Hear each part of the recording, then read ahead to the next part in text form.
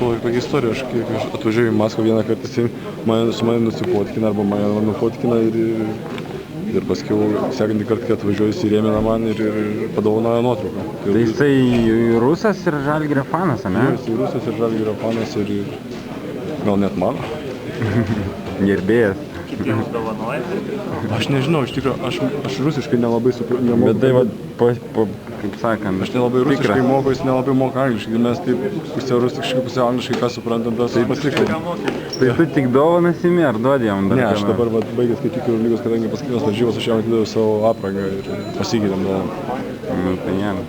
Tai gal trumpai noriu apžvelgti Eurolygos tą jūsų sezoną? Kaip pasakyt, ką sezonas baigėsi, jisai taip toks dviprasmis, sakyčiau, gal po pirmų, jeigu pradedant nuo pirmų varžybų, tai pirmas varžybos sužaidėm gerai, o paskiau kritom į stiprią duobę. Paskiau vis dėlto, manau, parodėm charakterį ir išsikapsim į tą top 16, gal per stebuklą. Paskiau vėl pradėjom 3 pergalėm praktiškai ir susigadinam su šansus eit toliau. Pralošimai. Bet ja.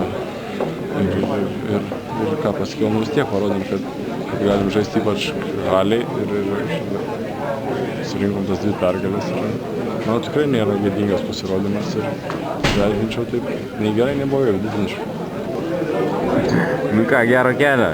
Sėkmės kovose su Lietuvos. O kaip tu visą laiką prasmunki, ką? Aš? Tai man vizą per 1,5 valandos rusišką padarė. O kas tavo kelionės apmoka? Tu visur keliauji ir keliauji? Direktorių turiu gerą. Gerai. Nu ką, davai.